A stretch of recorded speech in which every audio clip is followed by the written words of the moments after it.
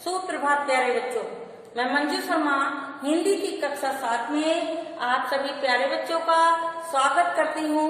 बच्चों, मैं आज आपको पाठ 6 संज्ञा के बारे में समझाऊंगी। इससे पहले मैं आपको उपसर्ग, प्रत्यय व समास समझा रही थी। आज मैं आपको पाठ 6 संज्ञा के बारे में समझाऊंगी। तो बच्चों, संज्ञा किसी प्राणी, वस्तु, स्थान या भाव, अवस्था के नाम को हम संज्ञा कहते हैं। एक बार देखिए परिभाषा, किसी प्राणी, वस्तु, स्थान या अवस्था या भाव के नाम को संज्ञा कहते हैं। मान लो जैसे कोई प्राणी प्रसिद्ध प्राणी भी हो सकता है। प्राणी के जैसे राम थे, महात्मा गांधी जी। वस्तु कोई भी हो सकती है बच्चों। वस्तु जैसे कि मेज, कुर्सी, पेंसिल, पेन, पंखा, तो कोई भी वस्तु हो सकती है। वस्तु उसके लिए आया है। और स्थान हमारा कोई भी हो सकता है, जैसे कि आगरा, दिल्ली, ठीक है, मुंबई। तो स्थान जैसे हम कोई गांव का नाम भी हो सकता है, तो वो स्थान होता है। जैसे इधर उधर, ये सब क्या है, हम जैसे जानते हैं किसी क्षेत्र का प्रसिद्ध गांव का नाम भी हो सकता है। ये जरूरी नहीं कि शहर का नाम हो सकता है, ठीक है। अवस्था क्या है, यानी कि उसके भाव क्या है, उसमें गुण क्या है, ये सब संज्ञा में बताए जाते हैं। तो बच्चों, आप देखो संज्ञा के 3 भेद होते हैं, ठीक है। संज्ञा के 3 भेद होते हैं। तो संज्ञा के कितने भेद होते हैं? संज्ञा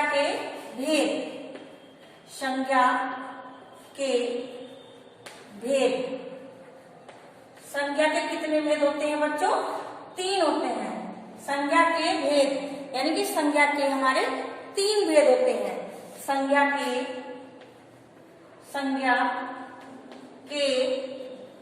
3 भेद होते हैं। हमारे संज्ञा के कितने भेद होते हैं बच्चों? 3 भेद होते हैं। हमारे संज्ञा के 3 भेद होते हैं, ठीक है। तो अब देखिए, सबसे पहले हम व्यक्तिवाचक संज्ञा के बारे में पढ़ेंगे, यानी कि उसका अध्ययन करेंगे, ठीक है। व्यक्तिवाचक संज्ञा वो संज्ञा होती है ना। व्यक्तिवाचक संज्ञा क्या होती है? जो किसी विशेष व्यक्ति, वस्तु, स्थान अर्थात नाम का बोध कराते हैं, वो व्यक्तिवाचक संज्ञा कहलाते हैं, ठीक है। जैसे व्यक्ति विशेष, तो व्यक्ति विशेष में जैसे हमारा नंबर 1 पर आता है व्यक्तिवाचक संज्ञा।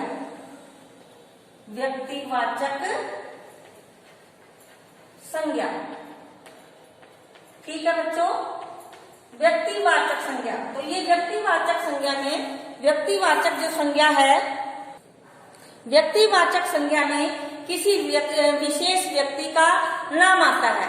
व्यक्तिवाचक संज्ञा में व्यक्ति विशेष आएगा शुरू में, तो उसमें हमारा किसी विशेष व्यक्ति के बारे में आएगा। विशेष व्यक्ति कौन होते हैं? जो प्रसिद्ध होते हैं, जैसे भगत सिंह, राजगुरु, सुखदेव और सुभाष चंद्र बोस, जैसे श्री राम और महात्मा गांधी, जवाहरलाल नेहरू। तो ये सब क्या हुए? ये प्रसिद्ध व्यक्ति विशेष हुए, ठीक है। व्यक्तिवाचक संज्ञा में व्यक्ति विशेष कौन होते हैं? जो व्यक्ति विशेष के नाम से जाने जाते हैं, विशेष व्यक्तियों के नाम से जाने जाते हैं। और विशेष स्थान नंबर 2 पर आता है हमारा स्थान विशेष कौन कौन से हो सकते हैं? जैसे लाल किला, केरल, ताजमहल, चीन, संसद भवन, गंगा और हिमालय, दिल्ली, इंडिया गेट आदि। तो ये हमारे क्या हुए बच्चों? ये हमारे प्रसिद्ध स्थान हुए, यानी कि स्थान जो है जो प्रसिद्ध होते हैं। जैसे कि कहीं प्रसिद्ध स्थान कौन से होते हैं? जहाँ पर पर्यटक पर्यटक जो है भ्रमण करने के लिए आते हैं, घूमने के लिए आते हैं, वो ही प्रसिद्ध स्थान होते हैं। ठीक है। अब देखिए वस्तु विशेष। वस्तु विशेष कौन सी होती है? विशेष वस्तु होती है जो, जैसे मुख्य विशेष यानी कि मुख्य जो होती हैं, जैसे पेड़, रामायण, क्रिकेट, चौकोर मेज, पंखा, पेंसिल आदि। ये क्या है? हमारी विशेष क्या है? जो है विशेष वस्तु है। विशेष वस्तु वो कहलाई जाती हैं जो बच्चों प्रसिद्ध होती हैं। ठीक है। तो नंबर 1 पर हमारा आता है व्यक्तिवाचक संज्ञा। तो व्यक्तिवाचक संज्ञा में किसी विशेष व्यक्ति के बारे में वर्णन किया जाता है और किसी विशेष वस्तु के बारे में किया जाता है और किसी विशेष जो है वस्तु के बारे में बताया जाता है। ठीक है। तो किसी विशेष स्थान के बारे में बताया जाता है। ये सब बातें जो है व्यक्तिवाचक संज्ञा में आती हैं। आगे आता है बच्चों हमारा जातिवाचक संज्ञा। नंबर 2 पर हमारा आता है जातिवाचक संज्ञा। जातिवाचक संज्ञा। ठीक है। जातिवाचक संज्ञा। जातिवाचक संज्ञा बच्चों क्या होती है? जातिवाचक संज्ञा वे संज्ञा शब्द जो किसी एक प्रकार की जाति प्राणियों का बोध कराते हैं, स्थानों का बोध कराते हैं। वो देखिए जातिवाचक संज्ञा। जातिवाचक संज्ञा किसे कहते हैं? वे संज्ञा शब्द जो किसी एक ही प्रकार की जाति का बोध कराते हैं। वे संज्ञा शब्द जो हमें एक ही प्रकार की जातियों का बोध कराते हैं, वो हमें जातिवाचक संज्ञा कहलाते हैं। ठीक है। तो उसमें देखिए क्या क्या हो सकता है? इसमें देखिए प्राणियों का बोध। जातिवाचक संज्ञा में प्राणियों का बोध यानी कि प्राणियों का बोध होता है जिसमें। ठीक है। प्राणियों का बोध होता है। स्थानों का बोध नंबर 2 पर आता है। स्थानों का बोध। स्थानों का बोध। ठीक है। नंबर 3 पर आता है हमारा वस्तुओं का बोध। वस्तुओं का बोध। वस्तुओं का बोध। ठीक है बच्चों। तो देखिए प्राणियों का बोध। प्राणियों का बोध जो कौन से प्राणी होते हैं? जैसे अध्यापक,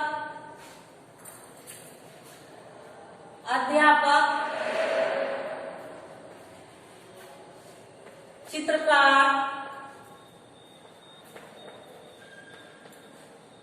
देखिए अध्यापक क्या होता है? पढ़ाने वाला। और चित्रकार क्या होता है? जो चित्र बनाते हैं। ठीक है। सैनिक, छात्र,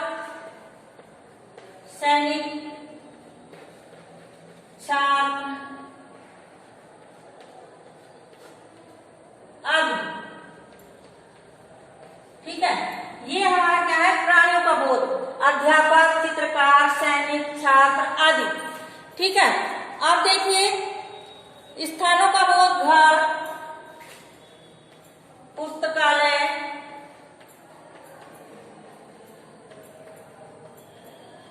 पुस्तकालय। पुस्तकालय किसे कहते हैं? जो लाइब्रेरी होती है। आप जो जिसको लाइब्रेरी बोलते हैं वो हमारा पुस्तकालय कहलाता है। चौराहा,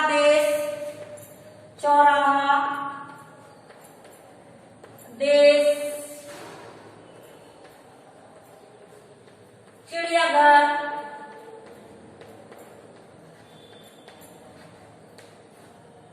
आदि। ठीक है। अब देखिए आगे देखिए वस्तुओं का दरवाजा, बर्तन, कलम। दरवाजा, बर्तन, कलम, पेंसिल,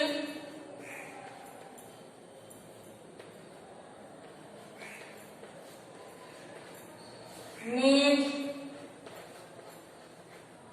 आदि। ठीक है बच्चों। अब देखिए इसमें आया है प्राणियों का बोध। अध्यापक हो गए, जैसे प्राणी यानी उसमें अध्यापक, सैनिक, चित्रकार, छात्र आदि। अब देखिए स्थानों का बोध, घर स्थान जैसे होते हैं तो घर, पुस्तकालय, चौराहा, देश, चिड़ियाघर आदि, मतलब ये स्थान है। जैसे हम कहते हैं कि चौराहे पर जाओ, घर पर जाओ, देश में रहते हैं हम अपने, ठीक है। अब देखिए वस्तुओं का बोध, जैसे दरवाजा, बर्तन, कलम, पेंसिल, मेज आदि, ठीक है। तो ये हमारी क्या है, ये वस्तु है, ठीक है बच्चों। तो आगे देखिए, अब नंबर 3 पर आता है बच्चों हमारा, नंबर 3 पर आता है हमारा भाववाचक संज्ञा, भाववाचक संज्ञा, ठीक है। नंबर 3 पर आ रहा है हमारा भाववाचक संज्ञा। तो भाव क्या होते हैं, यानी कि वे संज्ञा शब्द जिनसे जो है भाव प्रकट होते हैं। भाव क्या होते हैं, जैसे कि किसी व्यक्ति के मन में कोई भाव आते हैं, है ना, वे भाव होते हैं। या सुनने गुण दोष का उसका पता चलता है। मान लो हम किसी के बारे में सोच रहे हैं ये व्यक्ति अच्छा है या ये बुरा है, तो जो भाव क्या होते हैं, भाववाचक वे संज्ञा शब्द जो किसी व्यक्ति, वस्तु, स्थान और वस्तु के गुण, भाव, अवस्था का बोध कराते हैं। किसी व्यक्ति या वस्तु की गुण अथवा अवस्था का हमें बोध करा रहे हैं, वो भाववाचक संज्ञा कहलाती है। भाव क्या होते हैं, जो व्यक्ति के मन में दूसरों के प्रति आते हैं, जैसे अच्छा, बुरा, जैसे बहुत चतुर, है ना। तो ये सब क्या है, भाव है एक प्रकार के। जैसे गुण दोष, वे संज्ञा शब्द, देखिए वे संज्ञा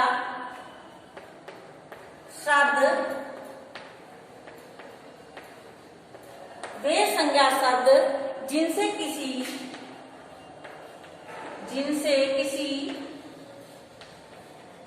किसी व्यक्ति, वस्तु की अवस्था,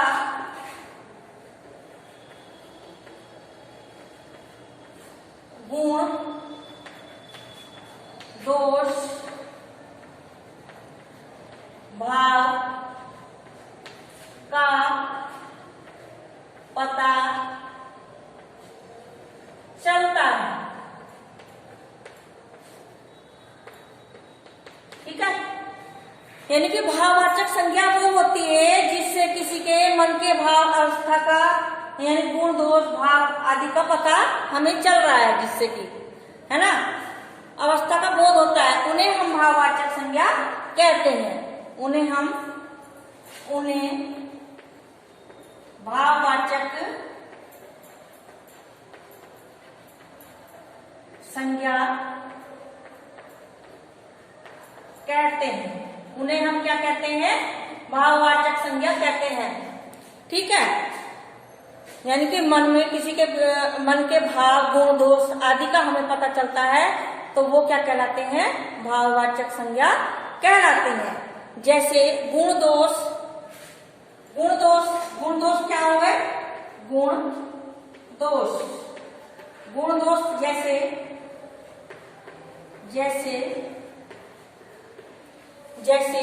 गुण दोष, वीरता, धैर्य, क्रोध। देखिए हम किसी को कहते हैं कि वो बहुत ज्यादा वीर है, यानी कि बहादुर है, वो बहुत ज्यादा वीर है, या धैर्य यानी कि धीरता रखता है अपने मन में। और दोष क्या होगा, क्रोध जो है उसके दोष हो गया।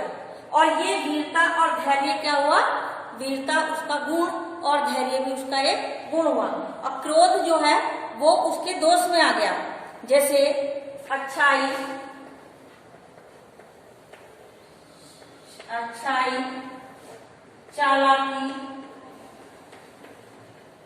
अच्छाई और चालाकी, ठीक है। अच्छाई, चालाकी, मिठास,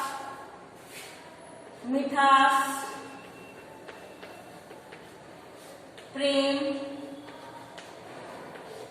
मिठास, प्रेम, ठीक है, सुंदरता आदि,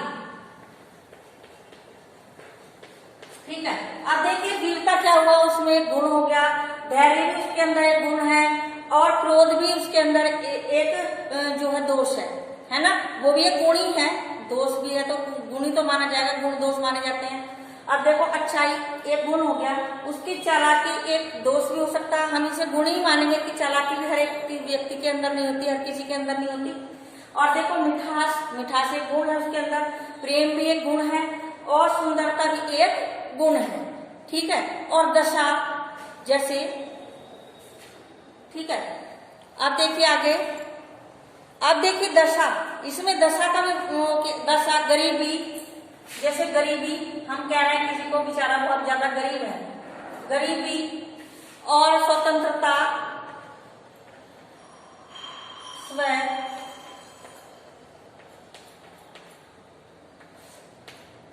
स्वतंत्रता, ठीक है, स्वतंत्रता, और स्वास्थ्य,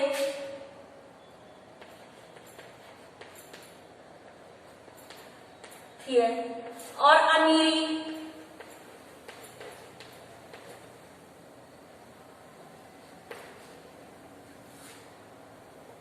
तो ये क्या है, उसकी दशा है। जैसे कि हम कह रहे हैं जैसे गरीबी है, तो गरीबी एक उसकी दशा को दर्शा रही है, स्वतंत्रता, उस स्वतंत्र है वो, यानी कि उसकी कैसी दशा है, स्वतंत्र होने की। और स्वास्थ्य, स्वास्थ्य भी एक उसकी दशा है, और अमीरी भी उसकी एक दशा है। जैसे गरीबी की दशा हम कहते हैं कैसी गरीबी की दिनहीन दशा में है, या कैसी गरीबी की दशा में है। और देखिए भाव या अवस्था, भाव कैसे हैं, भाव कैसे हो सकते हैं, जैसे उदासी,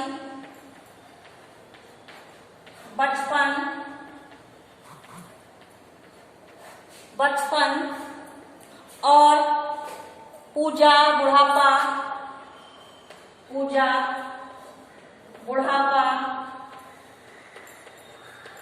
प्रसन्नता,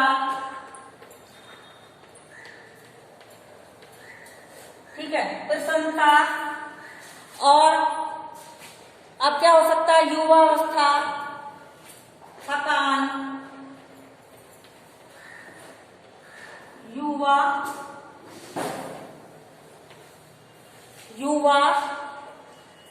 अवस्था। तो देखिए बच्चों, इसमें बताया है जैसे उदासी है, उदासी हमारे अंदर भाव आ रहे हैं, यानी कि व्यक्ति के मन में भाव आ रहे हैं कि उदासी के, कि ये बहुत ज्यादा उदास बैठा हुआ है बेचारा, है ना। बचपन, ये कि ये बचपन है इसका भी, या पूजा कर रहे हैं, या ये बूढ़ा है यानी कि बुढ़ापा है, ठीक है। और ये प्रसन्न दिखाई दे रहा है, यानी कि प्रसन्नता है इसके अंदर, ये सब आ रहे हैं। जैसे थकान, कि बेचारा थका हुआ है, हम किसी के बारे में सोच रहे हैं, यानी कि हमारे मन में जो भाव आ रहे हैं, तो वो कैसे आ रहे हैं, वो हम किसी के बारे में सोच रहे हैं कि थकान महसूस हो रही है उसको, है ना। और हम कहते हैं कि युवा अवस्था, यानी कि जवान अवस्था में है, युवा है वो, है ना। और मोटापा, जैसे मोटा है, हम किसी को कह सकते हैं मोटापा, यानी कि उसके किसी के मन में भाव आ रहा है कि मोटा है, वो मोटा है बेचारा, उससे चला नहीं जा रहा है। तो ये सब क्या है, ये एक भाव है। तो भाववाचक संज्ञा में जो है किसी ये सब बातें आती हैं, किसी के मन के भाव, दशा, और जो है गुण और दोष के बारे में बताया जाता है, ठीक है बच्चों। अब मैंने आपको ये पाठ पढ़ाया है, आप इसे अच्छे से, जो मैंने पढ़ाया है उसको आप अध्ययन करेंगे, वह समझेंगे, तो मैं आगे इसके आपको और कार्य कराऊंगी। आज के लिए इतना ही। ये जो कार्य मैंने अध्ययन कराया है, आप सभी बच्चे आप अध्ययन करेंगे, ठीक है। आज के लिए इतना ही, धन्यवाद।